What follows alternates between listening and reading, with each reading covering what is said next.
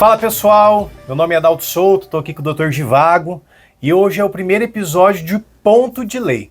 Nós somos advogados, somos aqui do Mato Grosso do Sul, de Campo Grande, e toda semana nós vamos trazer no podcast vários assuntos na verdade, né, Dr. Givago, que bombaram na semana no âmbito jurídico, e a gente quer trazer uma linguagem mais simplória para explicar para vocês aí que não sabem muito bem do direito, como funciona, porque muitas vezes tem muitas palavras rebuscadas, um juridiquês, né? Que até nós que somos advogados, às vezes temos dificuldades de entender. É verdade, isso aí. Então hoje é o primeiro episódio, né, Dr. Givago? Se apresenta aí, fala um pouco para o pessoal que está nos vendo aí. É o primeiro episódio, com a maior satisfação, tá falando aqui para todos vocês.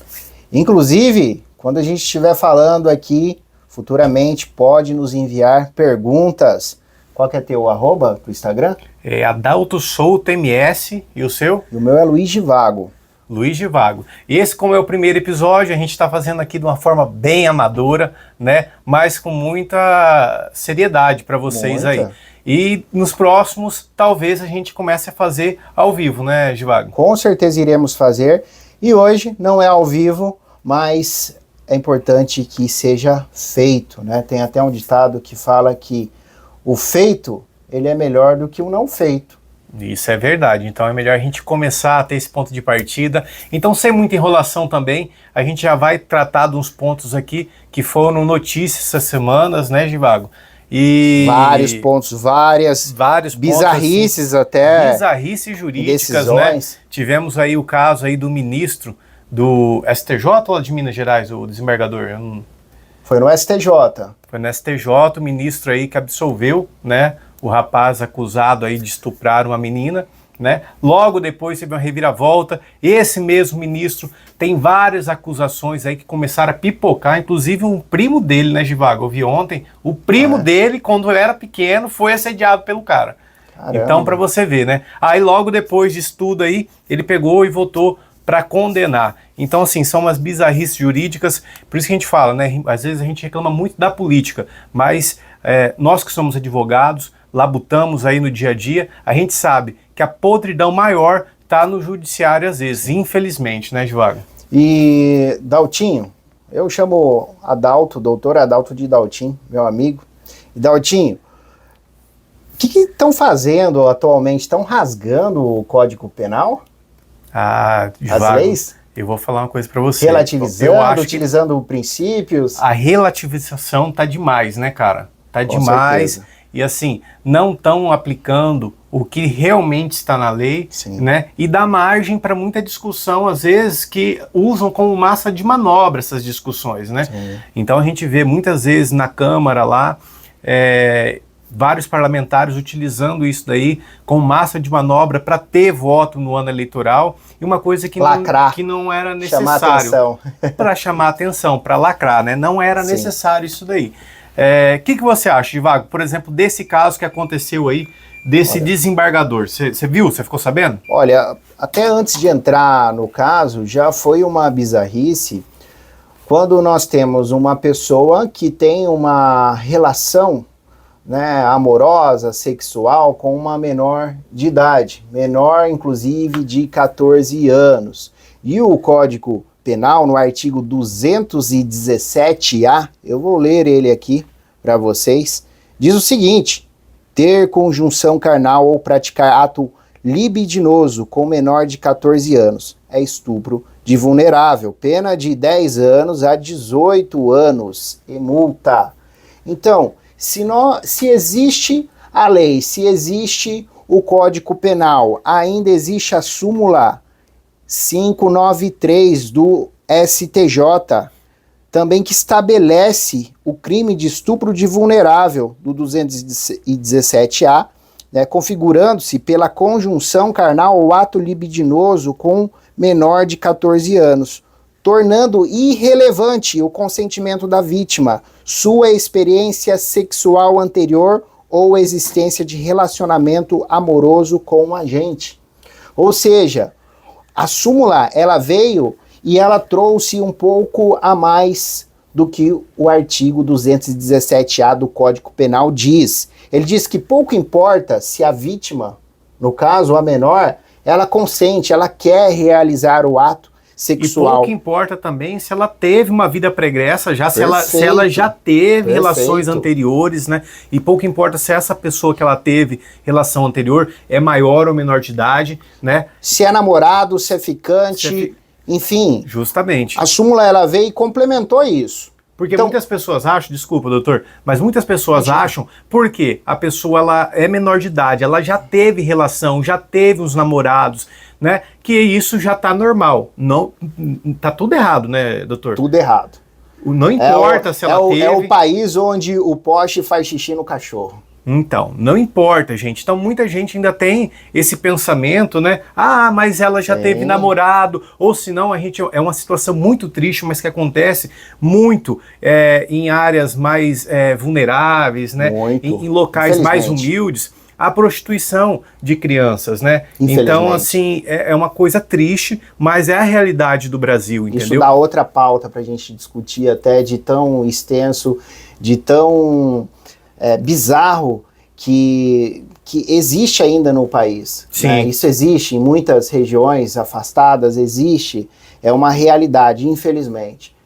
Sim, então assim, a gente vê com bastante preocupação que quando tem um Sim. cara lá em cima, que ele é responsável por zelar pela aplicação correta da lei, ele vem e relativiza essa Sim. questão de uma maioria, maneira né? assim, grotesca, né? Sim. Porque ele praticamente ele rasgou o Código Penal, que está bem estabelecido, como o doutor aqui explicou, né? Menor de 14 anos, citou a súmula aqui também do STJ, pouco importa, né? Sim. Aí o cara vem e relativiza, eu acho até por um ímpeto pessoal do camarada, né? Porque depois estourou um monte de escândalo A dele margem aí. para esse pensamento, essa Entendeu? dúvida é totalmente plausível. Assim, ó, é um pensamento pessoal meu, né? Mas que eu não vou deixar de expor isso daí, entendeu? Eu certeza. acho totalmente repugnante. O voto, mesmo nós somos advogados, a gente labuta no direito penal, né? A gente defende, às vezes, crimes dessa estirpe aí, dessa natureza, mas a gente não concorda com isso. Não é porque eu defendo um estuprador, que eu defendo um homicida, que eu concorde com o crime. Né? A gente está defendendo o direito daquela pessoa, porque hoje no Brasil, né, todo mundo tem um direito a uma defesa. E se não tiver essa defesa, aquele julgamento é anulado, né? E se não bastasse somente a lei, o artigo, a pessoa que é menor de 14 anos, ela sequer pode votar. Ela sequer tem legitimidade para atribuições de negócios jurídicos, de decisões que são decisões que só a maioridade vai lidar. Então, imagina, será mesmo que uma pessoa menor de 14 anos tem inteligência suficiente para conceder um ato desse? Tem decisão suficiente, maturidade? Não tem. Não tem. E como Não você tem. bem falou, é um assunto tão amplo, tão vasto, que eu acho que demoraria várias horas e horas para um debate desse tipo, né? A gente pode até citar agora essa lei recentemente que foi feita no Brasil pela denúncia do influenciador Felca, né? Porque para você ver, você vai normalizando que as crianças, adolescentes tenham acesso à internet de uma forma não segura, né? De uma forma que uma dancinha que leva uma conotação sexual, a erotização, infantil. mesmo que aquela criança, no ímpeto dela, ela não perceba isso. Só que o problema está na maldade na cabeça dos outros, né? Que aí você abre brecha para os estupradores, né? Para os assediadores, e aqueles caras ali não têm essa noção, né? E hoje a liberdade artística expressiva, ela é muito confundida com pode fazer tudo, pode falar tudo, pode cantar tudo. Você já viu as letras atuais de funk? No nosso tempo tinha também o bonde do Tigrão, que era legal. Que era legal, mas não era pesado igual hoje, né? Hoje é pesadão, nossa. Hoje tem, como que é? É pesadão, né? Que fala pesadão. Fala cada coisa, cada absurdo, cada palavrão. Isso aí vai entrando no subconsciente das crianças, das pessoas em si. A gente tem que tomar muito cuidado com aquilo que a gente ouve. Sim. E vai acabando, eu não digo que vai normalizando as pessoas a aceitarem o que as músicas falam, mas vai se tornando comum e vai tendo essas dificuldades e muitas pessoas vão relativizar, vão achar que está certo, que o mundo está caminhando de uma forma moderna demais. Isso aí é extremamente prejudicial à família brasileira. Concordo com você. Quem que gostaria de ter uma filha e deixar uma filha que seja menor de 16 anos, 14 anos, enfim. Não, decide os seus atos, namora com quem você quiser e tal. Quando você tiver uma filha, você não vai querer saber quem que é o namorado dela? Se é maior, se é menor de idade, o que está fazendo, o que não está fazendo, tem que tomar esse cuidado. E é muito triste porque eu vi uma notícia, não sei se é verídica, mas parece que os pais, a família, sei lá, tinha consentido, né, com isso. Então você vê que eu acho que é uma questão cultural que você vê mais quando você está numa marginalidade da sociedade, nos pontos periféricos. Então, assim... Por mais que seja cultural, a lei sempre que eu falo, tem que sobrepor. Sim, regional, mas uma cultura momentânea. Assim, que infelizmente, mais das áreas periféricas, entendeu? Muito. Que a gente vê que muitas vezes isso daí se dá, passado do pai para a mãe que teve a filha muito nova, ou se não tem a questão da prostituição, que é muitas vezes para levar um dinheiro para dentro da casa. Então é uma questão muito triste, mas no frigir dos ovos aqui, graças a Deus, reverteu essa decisão, reverteu a decisão depois de muita pressão midiática, e isso é uma coisa importante que está acontecendo no Brasil hoje, né? Que o judiciário ele tem revertido algumas decisões contraditórias. Por pressão da mídia, por pressão de influencers e da população. Nesse ponto está ótimo. Sim. Eu acho que o judiciário ele tem que ser imparcial, ele não tem que ser conduzido por pressão externa, né? Porque senão você perde a imparcialidade dos tribunais. Mas é uma pressão baseada na lei. Então, sim, mas nesse caso é porque foi rasgada a lei. Foi rasgada. Né? Entendeu? Fizeram uma interpretação esdrúxula ali, né? Mas graças a Deus que reverteu. Sim. Mas beleza. Agora só para não perder o feedback aqui, eu acho que uma pessoa que ela já tem uma investigação, que tem uma ação contra ela, principalmente uma pessoa de cargo público, ela não poderia estar julgando. Com certeza. E isso, inclusive, nos cargos públicos eletivos, né? A gente vê vários e vários políticos condenados, com milhões bloqueados. Aqui mesmo no nosso estado, nós temos até senador com vários milhões de reais, né?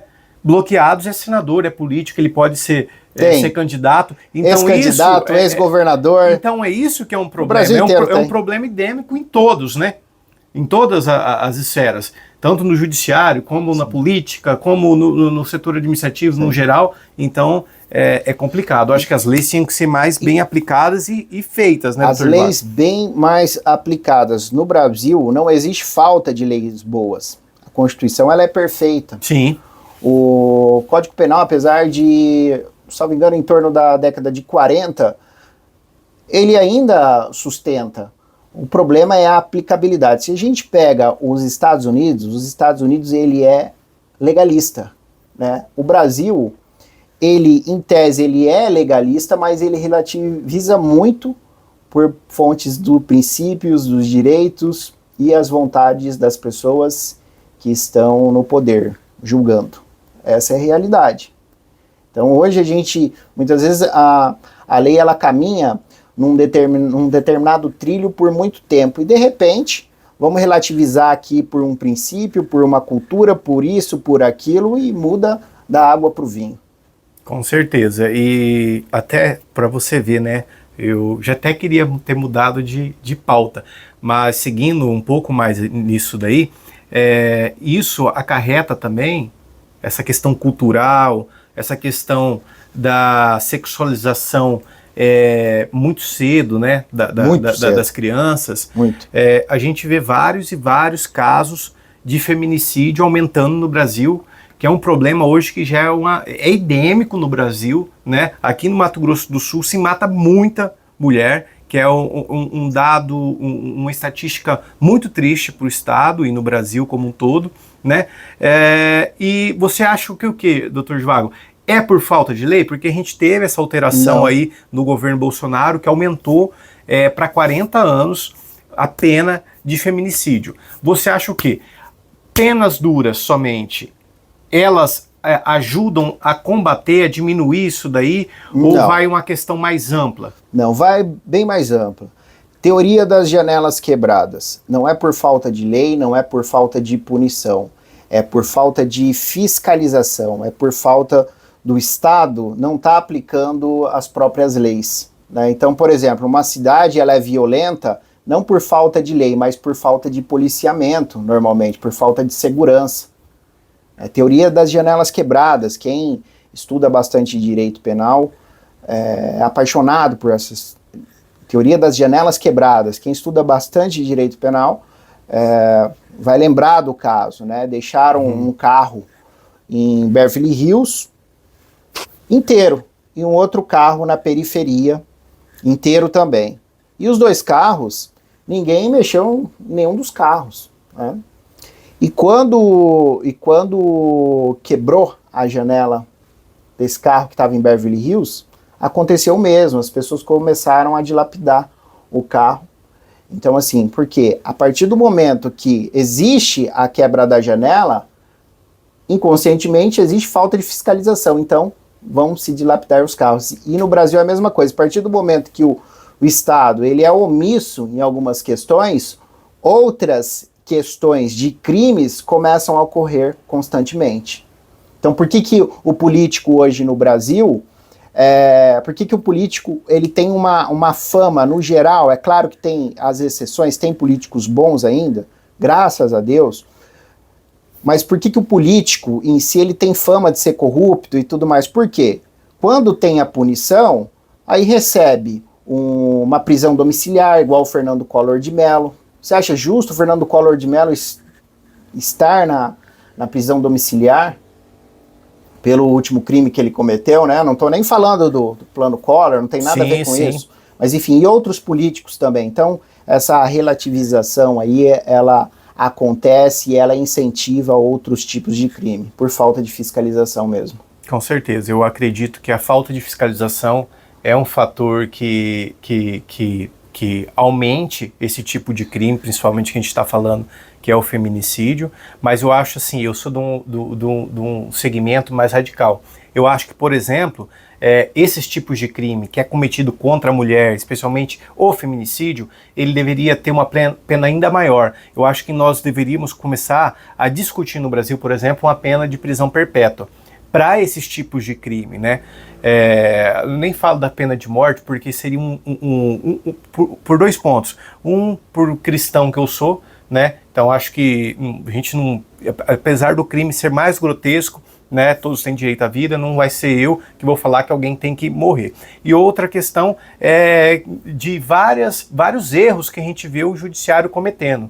Já pensou, né, se a gente tem a aplicação de uma pena de morte no Brasil, depois que o cara for morto, meu amigo, não adianta mais, depois de 20 anos, 10 anos, ele, não foi ele, foi outra pessoa, que vários casos acontecem. Então é melhor você deixar não 10, 20 anos o cara lá na cadeia, né? Mas ele sai vivo se tiver um caso de erro e o Estado indeniza ele, entendeu? Sim. Porque acontece esse tipo de erro. Mas eu acho que a gente tinha que começar a pensar esse tipo de situação, de ter essa aplicabilidade de uma prisão perpétua a crimes como feminicídio, porque aí soa o sininho lá na cabeça do cara, fala, porra, nunca mais vou sair, né? Sim. E outra coisa é que você falou, a questão administrativa do Estado de proteger essa mulher. Aqui em Campo Grande nós tivemos vários casos ano passado, acho que mais de 37 casos, e muitos deles as mulheres já tinham medidas protetivas, porém o Estado falhou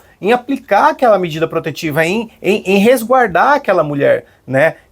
Ou seja, a medida protetiva virou somente um papel, um objeto para aquela mulher. Então, assim, falta essa proteção do Estado, né? E falta também, que eu acho que é o ponto principal, né? É a educação. né? A educação que eu falo de casa, não a educação que a escola ensina, né? Eu tô falando a educação de casa, aquela que vem de berço, né?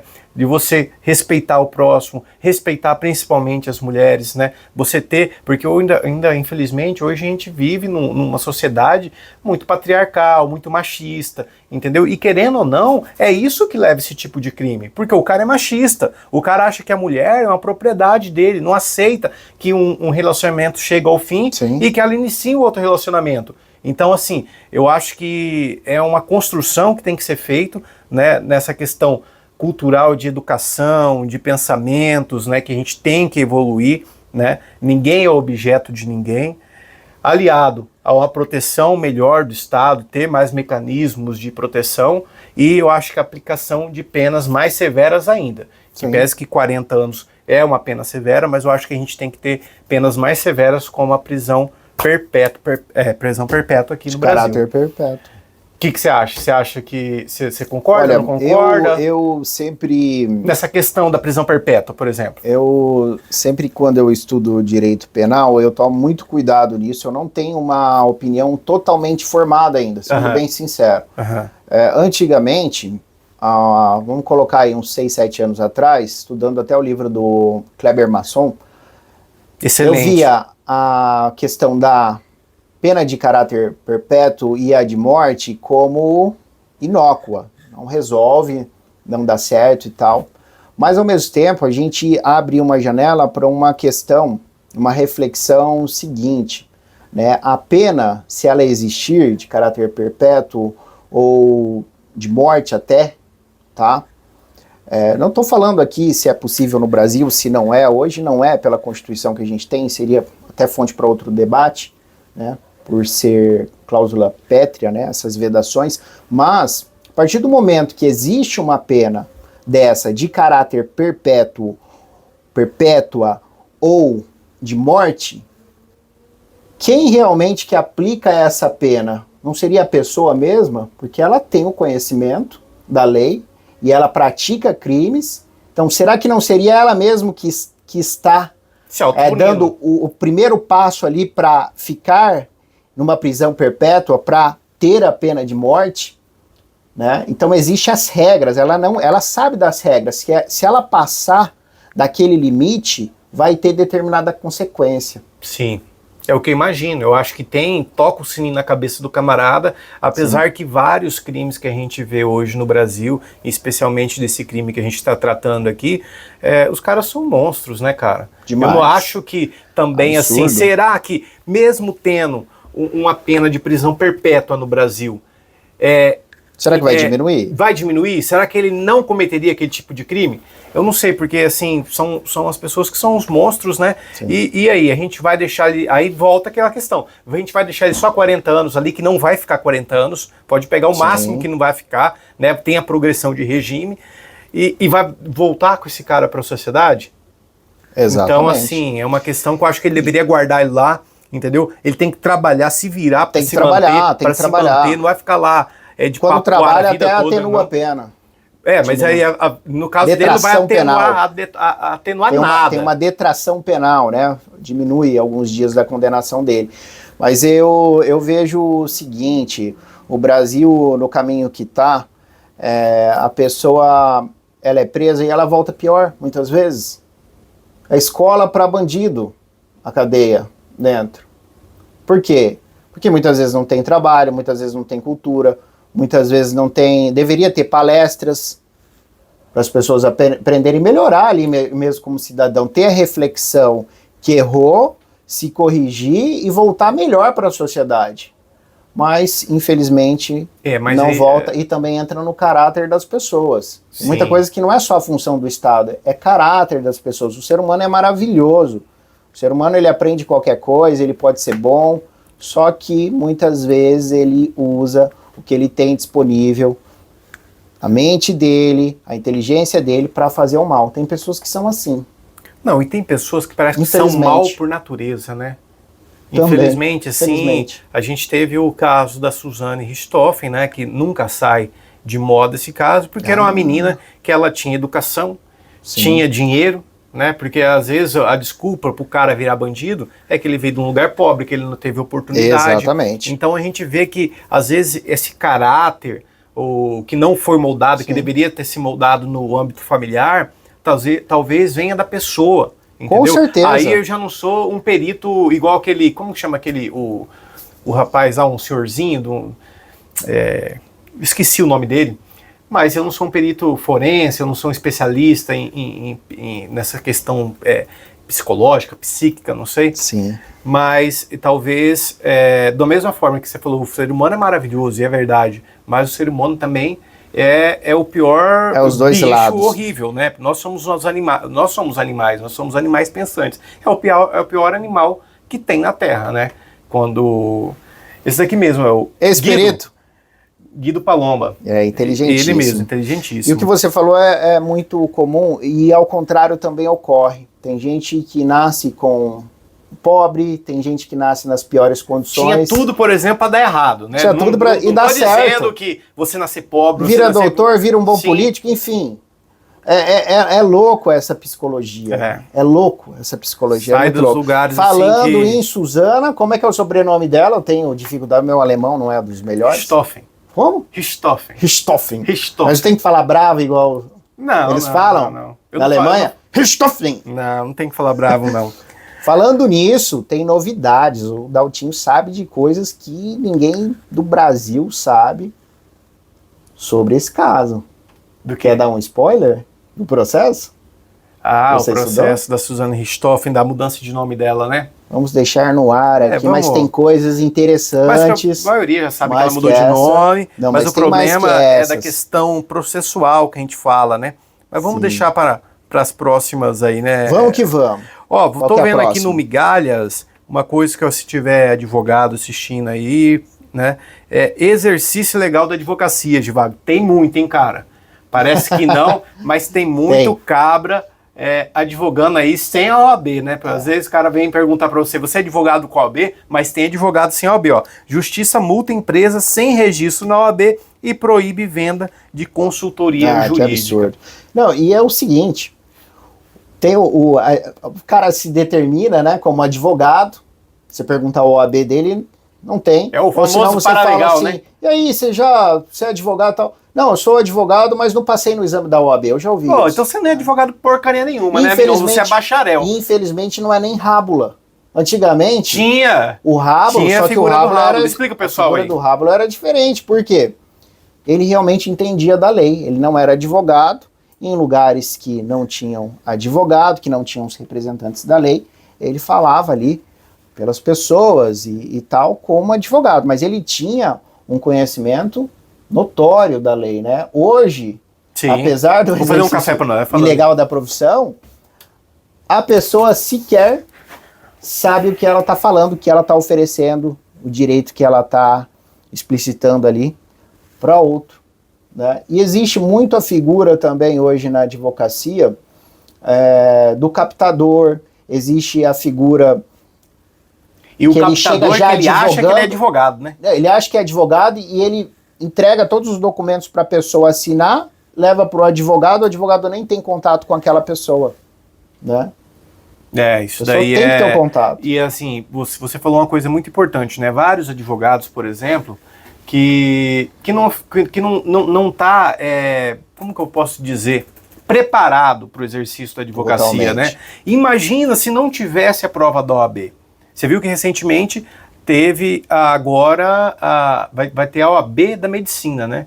Vai ter que passar pela prova. Eu acho que nada mais justo, né? Tem que ter, porque, pelo amor de Deus, ele vai abrir o corpo da gente, né? Vai fazer uma cirurgia. Direito, na advocacia, com a prova da OAB que passa menos que de 20%, passa na prova da OAB. Tem tanto advogado ruim, tem tanto advogado fazendo cagada. E essa é a verdade. Sabe por quê? A gente vê, chega no nosso escritório aqui, nós somos sócios, muita coisa para corrigir, para consertar. Grande parte. Né? Aí quando vai consertar, você já está consertando lá em segundo grau, já teve uma decisão de primeiro grau, mais caro, viu? Fica mais caro, fica mais difícil. Fica mais caro porque tem que corrigir o erro do outro. Mas enfim, e sabe por quê, Daltinho? Que os advogados muitas vezes, não vou falar que é a maioria, muitas vezes não estão preparados. Porque na faculdade ninguém te prepara para ser advogado pela faculdade. E a prova da OAB, apesar de exigir um nível alto daquilo que você estudou durante os 5 anos, ela não é uma prova de exigência muitas vezes, grande parte, na verdade, prática. Ela é teórica. Um advogado, ele vira aquele teórico, né? Caso concreto mesmo para resolver, não consegue. E isso é resolvido através de estágios. Então deveria ter até, Daltinho, um estágio mais forte, sabe? Com alguns requisitos para ser cumprido, algumas exigências. O advogado chefe do estagiário tem que colocar o estagiário para estar escrevendo também, assinando junto, tá participando de audiência, tá fazendo pergunta. O estagiário pode fazer isso, acompanhado do advogado. Isso a gente muitas vezes não vê. Hoje que a gente vê também é uma falha de cultura do advogado, porque o advogado, quando tem estagiário, mais uma vez, não estou generalizando, mas algumas vezes também o advogado coloca o estagiário para bater documentinho, para fazer serviços que não é de estagiário. Não é do operador de direito, aquela pessoa que vai se tornar um advogado, que vai se tornar um membro de carreira pública, um promotor, um juiz, enfim. É isso aí, Daltinho. Vou tomar o meu café aqui. Com certeza, fiz um café aqui agora pra gente tomar, porque Tá com agora açúcar? já são 8h30 da noite, numa quinta-feira, a gente tá aqui gravando, né? Tá com açúcar? Tá sem açúcar. Então vou tomar sem açúcar, que eu gosto sem açúcar. Eu também tomo só sem açúcar. E essa questão que você falou aí dos estagiários, que às vezes não fazem esse serviço de estagiário, fazem mais serviço de um boy. E eles né? querem Às fazer. vezes, querem fazer, mas assim, às vezes não prepara você para o mercado de trabalho, para a advocacia em si, né? Que geralmente você sai da faculdade de Direito, você pensa em ser advogado. Lógico, tem vários concursos aí, mas a maioria acaba sendo advogado, né? Posso te contar uma história quando eu era estagiário? Diga. Eu cheguei para fazer uma entrevista num escritório, um grande escritório até, bem conhecido. Não fiquei lá, tá? Pelo amor de Deus. Os lugares que eu realmente fui estagiário, eu realmente aprendi. Tenho gratidão por todos os meus chefes. Foi diferenciado. Tive sorte nisso. Mas eu cheguei em um determinado escritório para fazer entrevista. E eu cheguei, fui de gravata e tal. Tudo desajeitado, mas de gravata, né? Se acostumando ali com a gravata, com um terninho, enfim. E conversando com a pessoa que ia me contratar, eu achei que ela ia me perguntar se eu sabia peticionar, se eu estava disposto a aprender, enfim. E sabe qual foi a pergunta que ela me fez? Se eu tinha carro. Você tem carro? Eu falei assim, não tenho, mas eu tenho da minha irmã, que ela me empresta. Eu queria tanto estagiar que até isso me submeti, sabe? Olha, tá, porque aqui a gente precisa contratar quem tem carro. Eu falei assim, mas por quê? Eu falei assim, porque precisa ir levar papelada no fórum e tirar xerox e tal. O serviço era esse, na época. Por que você não falou? Eu sei dirigir, eu vou no seu carro. Deveria ter falado. Eu vou no seu carro. Deveria ter falado. Me seu carro, eu vou no seu carro. Não queria, não iam nem fornecer o carro, queria que eu tivesse o carro. Me consideravam como estagiário, que aí o valor era menos. E hoje, naquela época, tinha piso naquela época? Eu acho que não, né? Piso só da sala. Eu lembro que eu ganhava R$200, eu ganhava 300. Eu lembro... As propostas não eram essas. Quando era R$500, R$600 era muito. A gente adorava estágio de 500. Eu estagiei, por exemplo, na Justiça Itinerante que tem aqui, né? Eu acho que foi meu primeiro estágio. Massa. Aí eu lembro, vou te contar uma história que essa vai superar a dele. Conte-me. Essa, eu não tenho vergonha, a gente tá aqui para aprender na Terra, né? Minha avó que sempre dizia, a gente aprende todo dia e morre sem saber nada. E essa é a verdade, né? Sábia. Um dia eu cheguei num escritório grande aqui em Campo Grande, um escritório renomado para ser estagiário. E tinha uma prova, eu não sabia que tinha uma provinha lá. Uma provinha, acho que de 5 questões. Eu lembro que tinha uma questão que perguntava o que é preparo. O que era preparo. Aí eu peguei, não sabendo o que era preparo, imaginei, né? Eu falei, preparo... Tô até vendo a pérola. Eu coloquei, o cara tá preparado para tudo, tá preparado para ir no fórum, tá preparado para fazer uma audiência. É isso que eu coloquei que era o preparo, cara. Um verdadeiro filósofo. Eu vou saber que é refletiu preparo? sobre a vida, Não você tá sabia errado. que era preparo. Agora, como advogado, vamos analisar a questão. Você também não estava errado. Não estava errado. O cara tem que estar preparado, né? Mas não sabia que era o A recolhimento das... pergunta foi, preparo judicial? Não, era o que era preparo. Ué, Você não está errado. o cara tem que estar preparado, né? Mas explica pro pessoal aí, Givago, o que é o preparo? Para aqueles que não são advogados e estão assistindo a gente. Preparo é quando nós fazemos o recolhimento das custas, dos valores que o judiciário ele vai estar cobrando. Emissão das guias. Sim. Você lembra como que era antigamente? Que tinha que colar no processo? Você colava, isso daí o pessoal de hoje em dia não... Mas eu estagiário passei. A gente fazia não é isso. velho, né? Nós somos Não, novos. somos novos. Teoricamente, Diz que o novo, mas a gente diz que o novo, é o o novo velho- jovem hoje é 40 anos. Não, Então, e o velho é o jovem que deu certo. Né? Pronto. Assim, nós somos velhos Verdade. hoje, então é o jovem que deu certo. Mas enfim, o preparo é isso daí. Às vezes até para o cliente, quando a gente liga, fala, ó, geralmente quando o cliente não tem a justiça gratuita e a gente Sim. precisa recorrer para o tribunal, por exemplo, a gente tem que recolher o preparo, que são as custas para Sim. poder recorrer para segundo Em grau, segunda instância, no exato. recurso de apelação, alguma coisa nesse sentido. Mas vamos lá.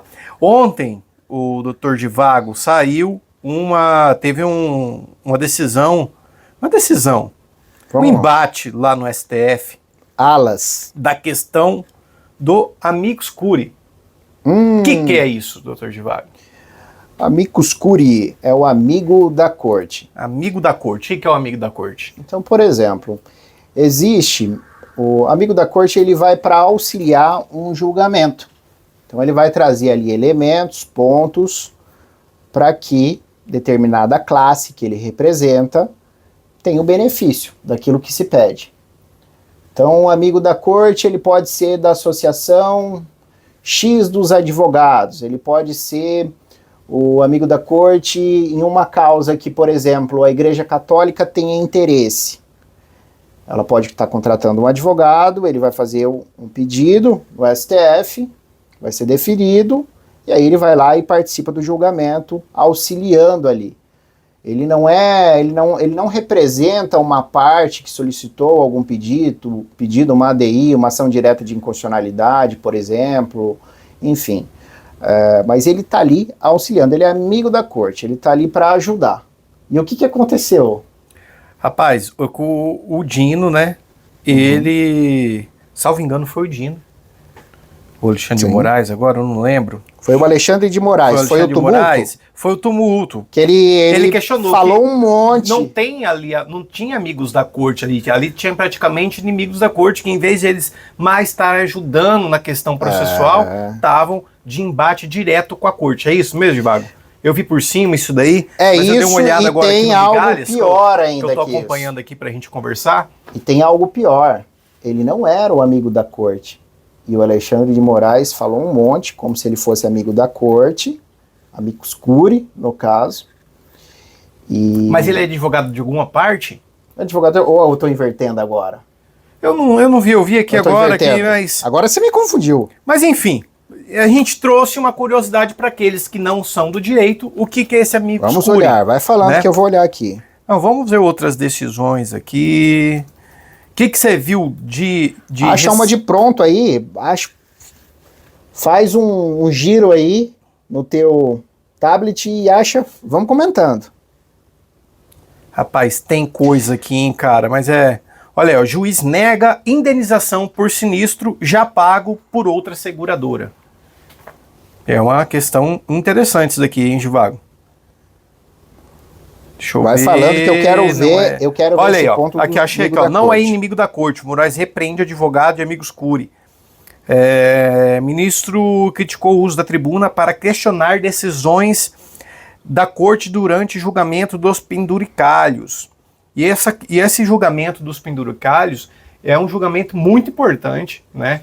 Que hoje muitas pessoas, por conta até de uma polarização política acirrada que está no Brasil hoje, acha que todas as decisões do Supremo Tribunal Federal ou das cortes, das cortes superiores, decisões equivocadas. Então, assim, são pessoas que até não têm um conhecimento técnico, mas acabam por opinar nesse sentido. Só que essa decisão de acabar com os penduricalhos é uma questão boa, é uma coisa boa, uma notícia boa, né? Que o Dino deu essa decisão. Ou seja, para limitar os valores recebidos por funcionários valor públicos, infinito, servidores públicos, ao teto dos ministros do Supremo Tribunal Federal. Por exemplo, aqui no Mato Grosso do Sul, a gente sabe, saiu agora uma notícia recente, teve promotor de justiça que recebeu R$300 mil no mês. Que absurdo. Você acha certo isso, Givago? De forma alguma. Entendeu? Então, essa questão de penduricalhos é para limitar. Qual que é o teto hoje lá do STF? É 45, 43 mil? 47 mil? Alguma coisa nesse sentido. Então, eu entendo que foi uma questão boa disso daí, dentre várias decisões aí e formas, condutas, formas de agir do STF que até podem ser questionáveis, né, Givago? Mas é uma coisa importante essa questão dos penduricalhos aí, dar uma barrada nisso daí. Não, tem que dar uma barrada, porque é o seguinte, quando você faz concurso público, o que você vê lá no edital? O valor, subsídio, qual que é? 20, 30, 15, 11? E aquilo, agora auxílio paletó, auxílio alimentação, auxílio motorista, auxílio segurança, auxílio isso, aquilo. Tudo, eu só não sei... Quanto que fica esse valor aí? Isso mais que a pessoa ganha. Isso daí vai atingir também a classe política? Essa decisão? Isso daí eu não cheguei a ver. Porque hoje, lá em Brasília, você vai ser um deputado federal. É tanto penduricalho também, né? Você tem auxílio moradia, você tem auxílio isso, paletó, não sei o que. Cara, se você se compromete a colocar o seu nome à disposição, você vai para Brasília, você teria que arcar, no meu ponto de vista, com isso daí. Tudo bem as questões da passagem, você ir para Brasília, voltar para o seu estado para fazer as suas atividades políticas, né?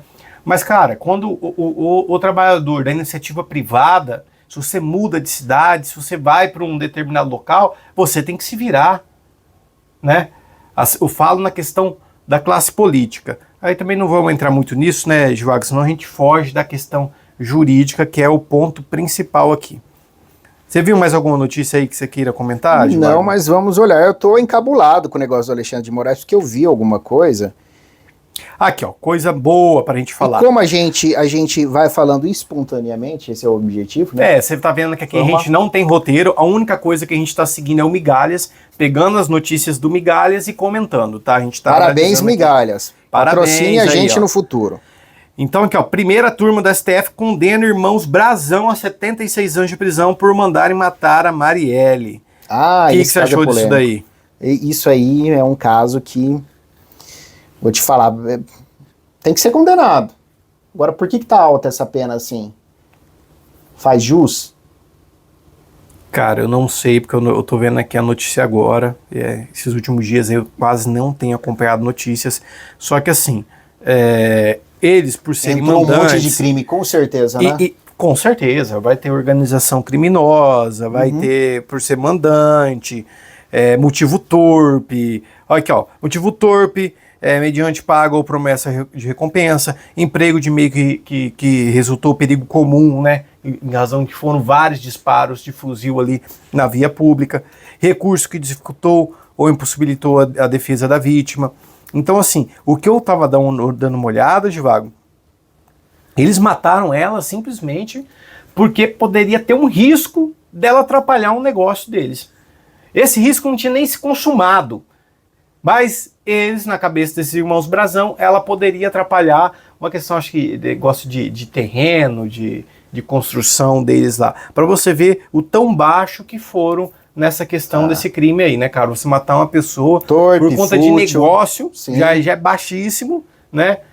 O nível desses camaradas, ainda um negócio que podia acontecer. Então aí, ó, foi condenado a 76 anos de prisão. Importante isso daí. Mas, Vago, vamos deixar o Migalhas aqui um pouco de lado para nos dirigirmos aqui para a reta final do nosso primeiro podcast, né?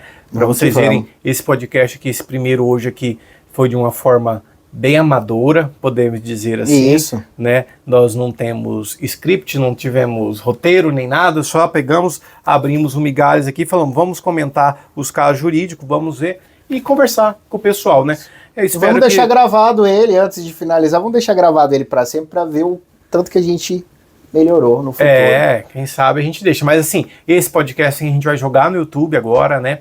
Do jeito que tá, sem edição nenhuma, a gente só vai mandar, né? E a gente quer trazer toda semana aqui no Ponto de Lei uma análise jurídica da semana, de tudo que aconteceu. E trazer algumas curiosidades, algumas nomenclaturas que são utilizadas aqui no âmbito jurídico, que às vezes as pessoas que não são dessa área, né, Zhivago, desconhecem. Tem certeza vamos fazer que um quadro, nem começou o podcast, vamos fazer um quadro novo também nos próximos? Qual quadro? Vamos comentar processos de famosos. Legal, acho que isso daí gera muita curiosidade. Léo Dias do jurídico. Você vai ser o Léo Dias do jurídico. Você é o Léo Dias. Não quero ser o Léo Dias, não. Eu não sou Léo Dias, coisa nenhuma. Já tem a estrela dele, ele é o... Mas é isso aí, pessoal. Então, se vocês gostaram, deixe um comentário aqui, deixe um like, deixe nos comentários o que vocês querem que a gente trate nos próximos. Inclusive, se vocês querem que isso daqui seja feito ao vivo. Porque tem como a gente interagir, que a gente pensa para a semana que vem uma forma da gente gravar isso daqui ao vivo, transmitir, na verdade, isso daqui ao vivo, né? Sim. E ter um bate-papo aí. TikTok? Um bate-papo pode ser. Você vai fazer dancinha, então? Não vou fazer dancinha. Sem dancinha no TikTok, mas a gente está pronto também para o TikTok. Mas é isso, pessoal. Eu também agradeço o tempo de vocês e nos façam perguntas. Nos dê sugestões. Nós Sugestões, justamente. E se foi ruim, também pode comentar. Se você não concordou com alguma coisa que a gente falou, pode comentar. Se comentar coisas maldosas, processaremos vocês. Tô brincando. Nós não somos donos da verdade, né, Zhivago? Aqui é uma exposição que a gente está fazendo aqui de forma simplória, né? Mas assim, para tentar transmitir alguma informação útil para as pessoas aí, principalmente quem não é do direito. Beleza, pessoal? Até o próximo Obrigado, segue a gente, Adalto Souto MS e o seu? Luiz Zhivago. Luiz Zhivago lá no Instagram. Beleza? Um abraço, fiquem com Deus. Até mais, pessoal. Tchau, tchau. Tchau, tchau.